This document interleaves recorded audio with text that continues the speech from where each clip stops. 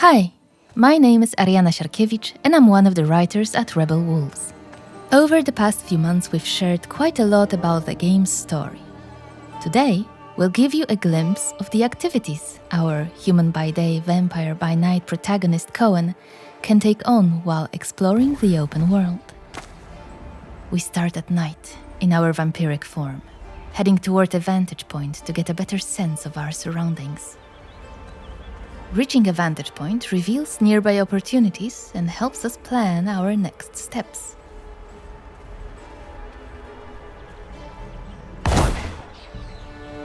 Just gorgeous. Few brave these woods. Folks say they're chock full of monsters.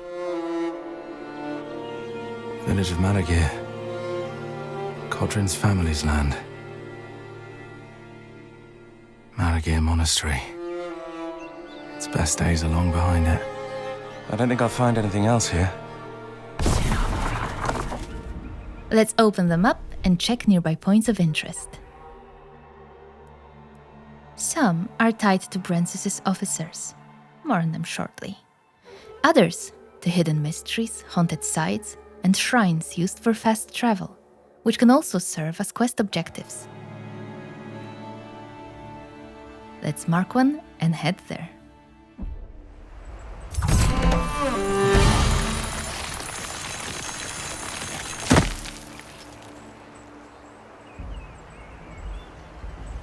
Early in the game, we can unlock a perk that allows us to transform into a wolf and move faster at night.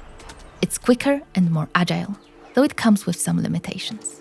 There's also a daytime equivalent, but more on that later. What was that? Is someone in trouble? It looks like we've come across a group in need of help.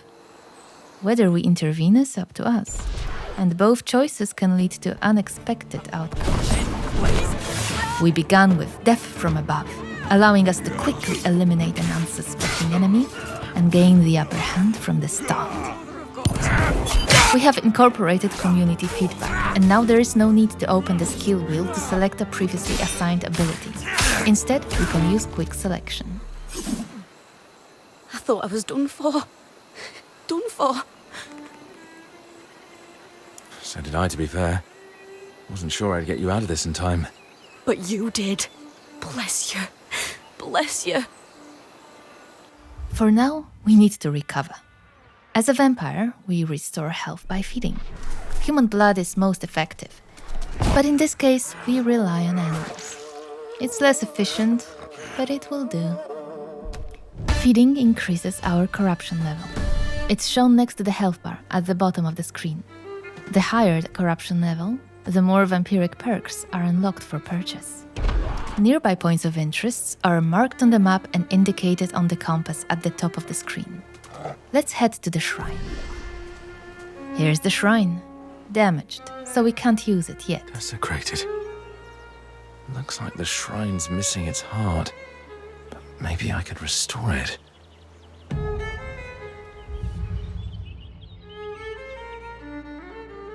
The tracks, they're fresh.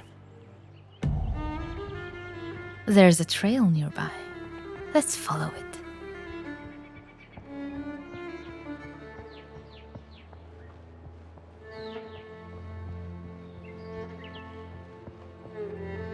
A group of Brancis's soldiers has set up camp. Let's clear them out. Voracious Bite allows us to drink blood from an unsuspecting enemy and gain the upper hand at the beginning of combat. But we're not able to drain this enemy fully as his comrades quickly come to his aid.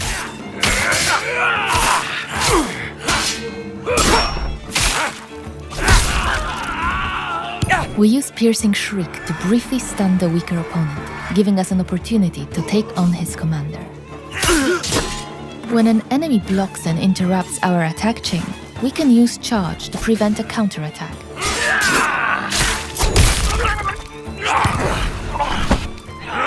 Voracious Bite can also be used during combat as an active perk, allowing us to regenerate some health. Hope word of this reaches your master.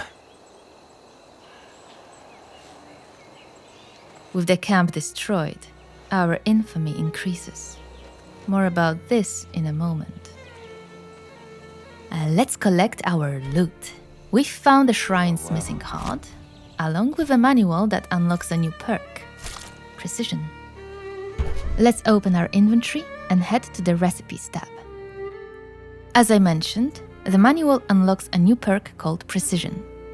Once we read it, it becomes available in the Character tab. Let's go there. The exclamation mark indicates that a new perk is available, but we can't purchase it yet.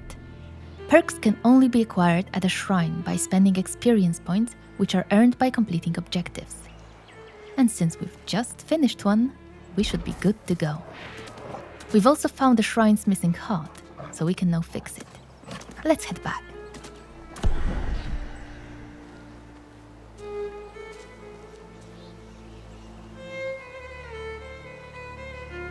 You're welcome. With the heart restored, the shrine is rebuilt.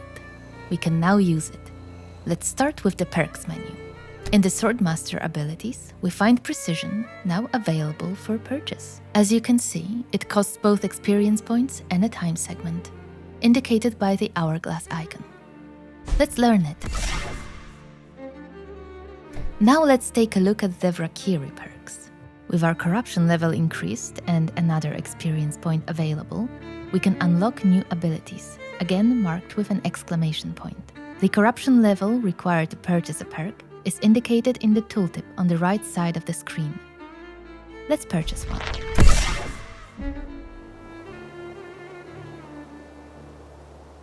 Time passes as we acquire new perks. The night comes to an end, the sun rises, and a new day begins, along with a new edict.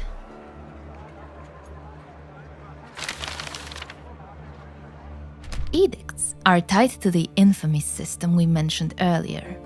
Several have already been proclaimed since the start of our journey. The higher our infamy, the harsher the edicts, and the more challenging the world becomes. It's a sign that Brensis is vigilant and reacts to our actions in Vale Sangora. Infamy reflects how much we disrupt the operations of Brensis' followers. Let's take a closer look at one of his officers, Ambrose. In the right corner of the screen, we can see his level of aggression towards us. When it reaches its peak, a new questline is unlocked, influencing the story and shaping our future confrontation with Brensis. As you can see, multiple open-world activities are tied to Ambrose, all connected to his operations. Let's go back to the map to mark one of them, and then let's head there.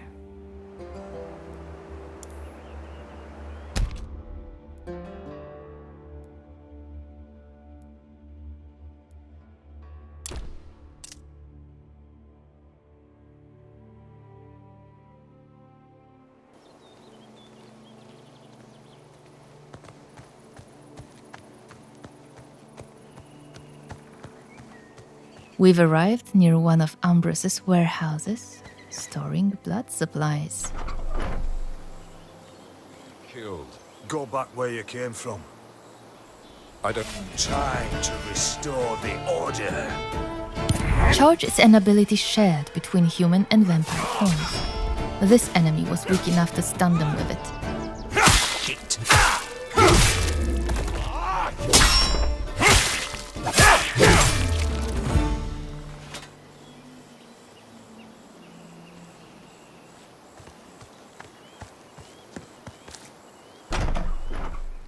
The Valkyrie store blood in places like this. Ambrose is responsible for keeping it safe. Oh, but we're not going to make his job any easier. Another group of soldiers stands in our way.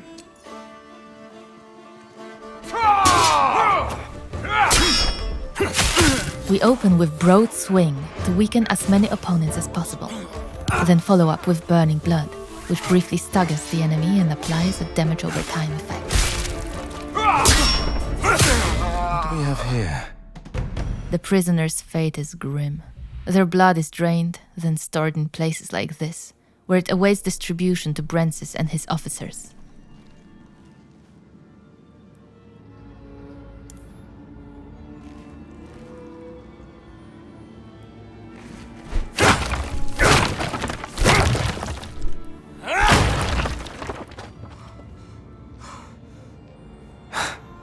Feels nice. Hitting them where it hurts.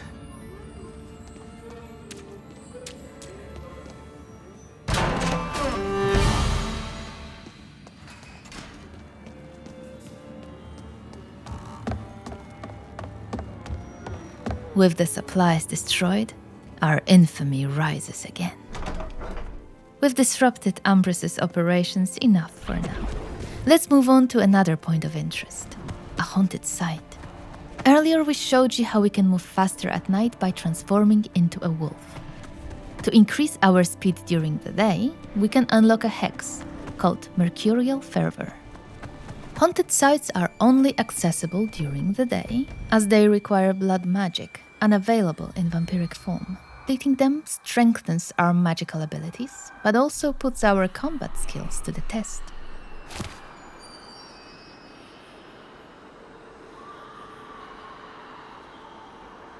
The spirits here are restless. Perhaps I could help them somehow.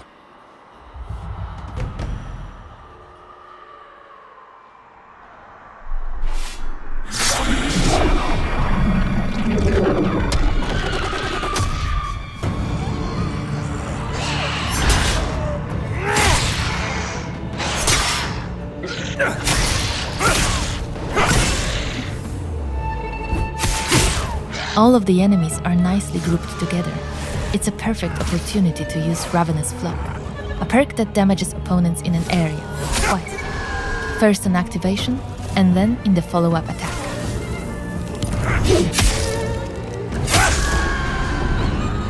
Rest now.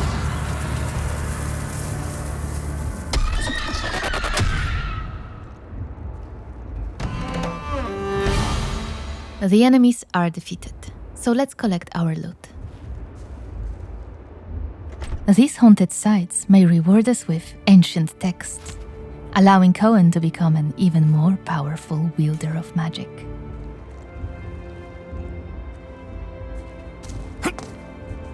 And that's just a brief look at open world activities. Many more await, often tying back to the main objective and opening up new storylines along the way.